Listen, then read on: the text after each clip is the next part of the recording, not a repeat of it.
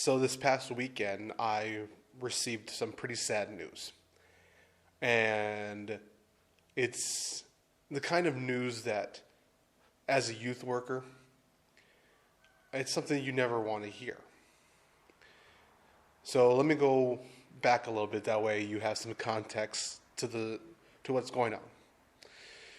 So about the fall of last year, our church has a community service program, and youth students, high school students, junior high students who have gotten in trouble and have court-ordered community service, they can get their hours done at the church. And during the fall, there was this one student and who I got to interact with and work with, because there's oftentimes I would cover and oversee the community service students. Now, Kaylin is her name, and she was a hard worker. She was a very dependable worker, and she also sat in during our Sunday groups. If you don't remember her, I understand it, but she sat in for quite several weeks, and she was always very involved and participated in the discussions. And she also knew a few other people at her church, and so she had a church background. And on her last day, I remember saying that she's always welcome with us. We enjoyed having her here, and then I wished her the very best. Well, this past weekend, I received news that she took her own life. And I was devastated. I was really heartbroken, because I remember the conversations her and I had. She shared about what she thought about, church and stuff. She believed in God, of course. She believed in God. But she also mentioned a lot about the struggle that she went through and some of the trouble that she got into. Mainly because of the struggles in her life. And, I did my best to encourage her while she was there. But when I received the message and then got confirmation that she took her own life, it's just something, when you work with students, you know that you only have such a short time with them. And then after that, you just hope and pray for them.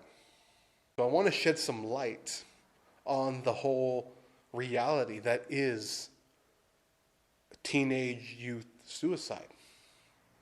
It's the second leading cause of death among young people ages 15 to 24. And there's a variety of factors that causes someone to get to that point. It could be stuff in their personal life, whether it's family, whether it's friends, whether it's something romantic, something platonic, or something with going on. Maybe they got in trouble with the justice system. Maybe it's mental issues, substance abuse issues. It could be any number of things, or a combination of things that lead people, young people, to do that. You've heard me say this phrase many times during our discussions. I say, don't suffer in silence. You're going to go through things. You're going to have struggles. You're going to have, you're going to not know what to do. You're going to think something's wrong with you. There's nothing wrong with you. Okay? The struggles that you go through It's okay to talk about. There's nothing to be scared or embarrassed. Because if you feel like you're alone, you're not alone. Okay? There's people around who love you, who care about you. So you do not have to be silent if there's something that you really want to talk about.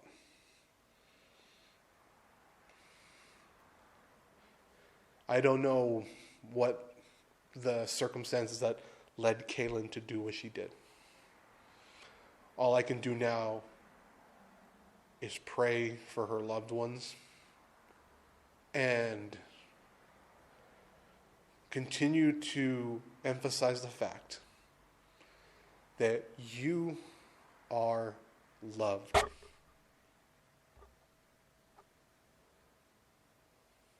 That you mean something to God and to others. That your life matters. And the struggles and problems of the moment, of the season, they're only temporary. They will pass. So say a prayer for Kaylin and her family, her friends, and those who loved her. And let us not take anything for granted. Let us not take life for granted. Let us not take our parents, our siblings for granted. Let us not take our friends, our mentors, our teachers, anything for granted. Live each day with a grateful heart, because every day is a gift. And you have a whole future ahead of you. So many wonderful moments. So many incredible chapters to be written. So many interesting people to meet. And exciting things to do.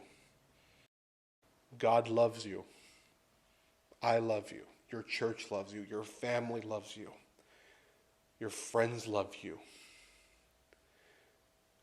You need to love yourself. And for sometimes that can be a hard thing to do.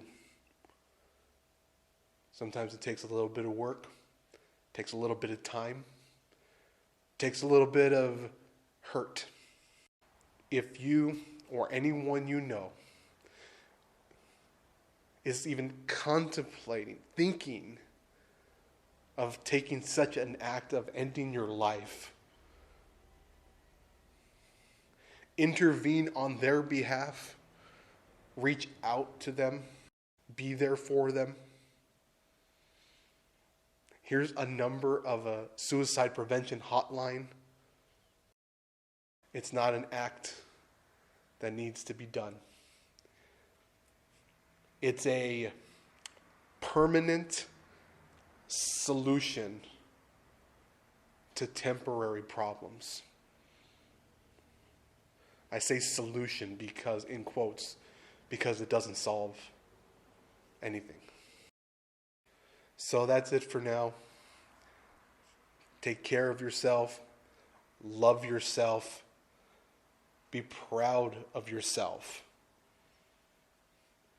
Because even though people may not say it, people love you. People are proud of you. But most importantly of all, God loves you.